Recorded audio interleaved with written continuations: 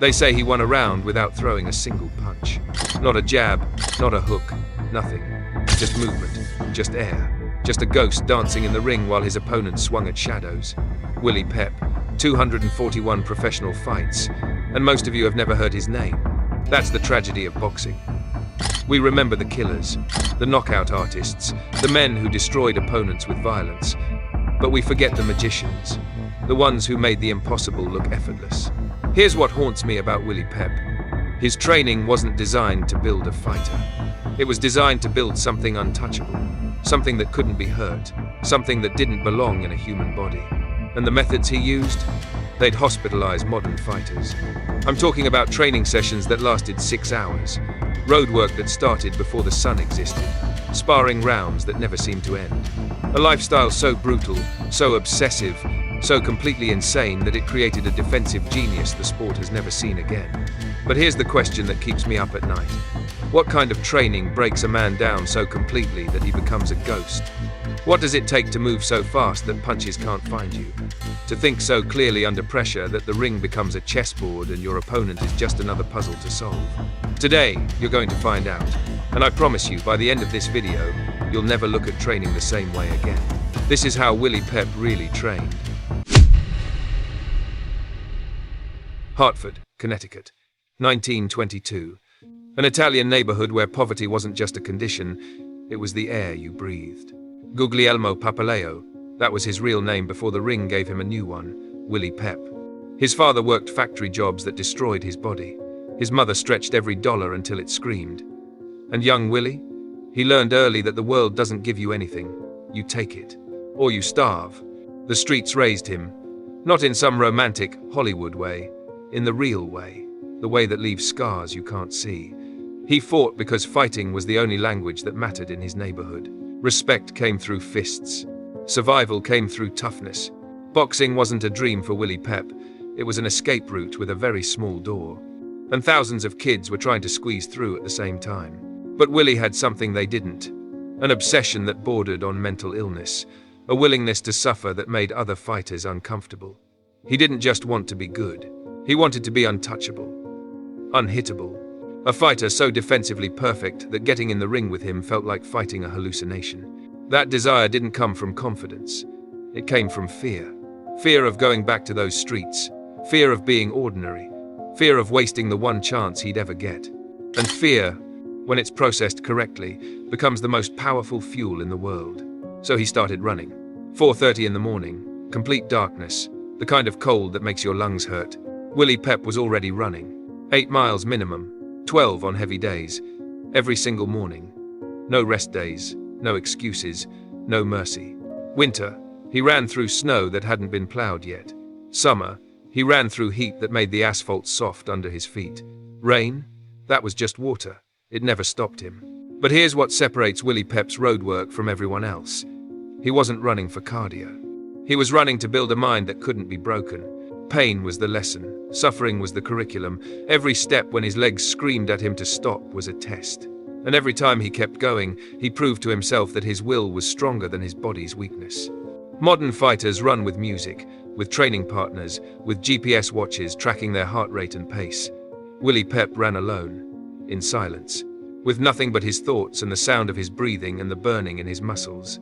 That solitude was intentional. Because in the ring, when you're hurt and tired and your opponent is hunting you, there's no music, no coach, no one to save you. It's just you and your ability to push through agony. So Willie trained himself to be comfortable in discomfort, to find peace in pain, to run until his body begged him to quit, and then run 2 more miles just to prove who was in control. By the time the sun came up, he'd already won the day. And his opponents, they were still sleeping. That's the difference between good and untouchable. The gym in Hartford wasn't a place. It was a punishment. Dim lighting. Heavy bags that had absorbed decades of violence. The smell of old leather and sweat and blood that had soaked into the floorboards. No air conditioning. No mirrors. No comfort. Willie Pep spent 4 to 6 hours here. 6 days a week. Sometimes 7 when a fight was close. Speed bag. His shoulders would scream after 20 minutes. He'd go for an hour. The rhythm never broke. Tap, tap, tap, tap, tap. A blur of motion that built hand speed faster than most fighters could process.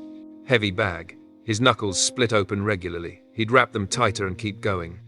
Power wasn't his game, but precision was. Every punch landed exactly where he wanted it. Every combination flowed like water. Mitt work.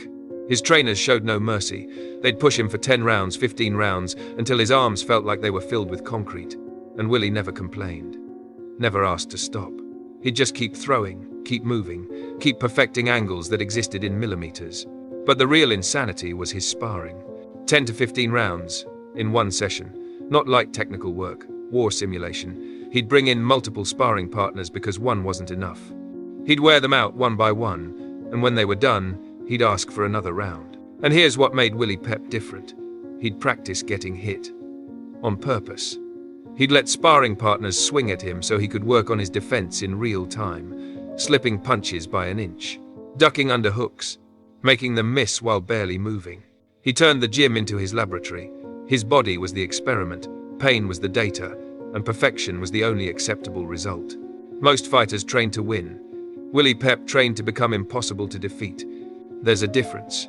Shadowboxing for 1 hour straight, without stopping, without water breaks, just him and his reflection and the mechanics of perfection being drilled into muscle memory. Weighted gloves during training, then switching to regulation gloves for fights so his hands felt weightless. So his punches came faster than his opponents could see. Neck training, that sounds medieval. Partners would push his head in every direction while he resisted, building the muscles that would absorb punishment across 241 professional fights. Jump rope for 30 to 45 minutes straight.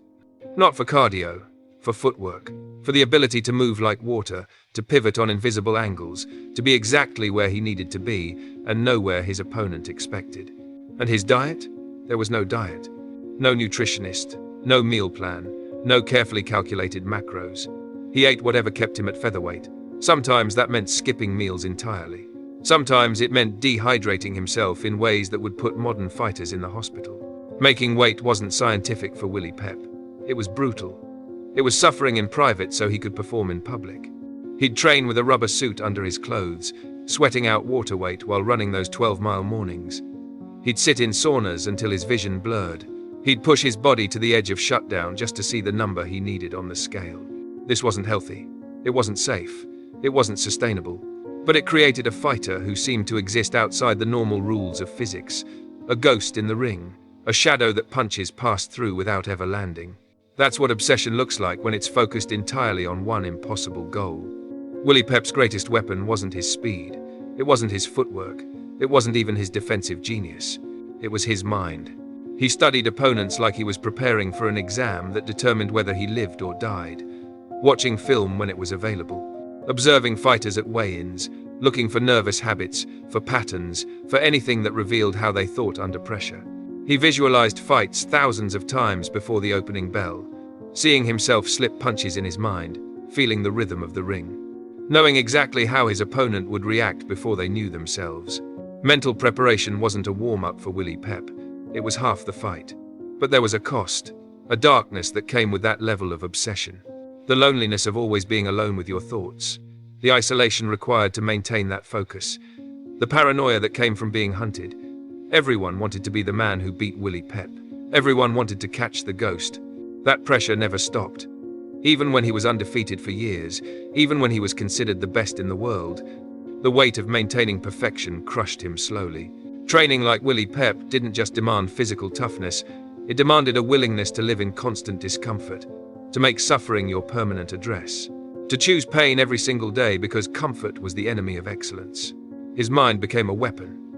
But weapons don't have peaceful lives. And Willie Pep paid that price for decades. 229 wins, 11 losses, 1 draw. Willie Pep fought until his body gave him no choice but to stop. He survived a plane crash that should have killed him and came back to fight again. He broke bones and kept fighting. He went from poverty to fame to obscurity and kept fighting. But here's what matters most. His training methods are almost extinct. Modern boxing is scientific. Recovery protocols, nutrition plans, performance optimization. It's designed to keep fighters healthy, to extend careers, to maximize output while minimizing damage. Willie Pep's training was designed for one thing: war. It wasn't safe. It wasn't sustainable. It wasn't built for longevity. But it created something we rarely see anymore. True invincibility in the ring, earned through methods that would break most men before they ever laced up gloves. His legacy isn't just his record, it's proof that greatness requires a level of suffering most people will never understand. That becoming untouchable means touching pain every single day. And modern fighters have forgotten that lesson. We've optimized the violence out of training, and maybe we've lost something essential in the process. So here's my question for you. Could you do what Willie Pep did?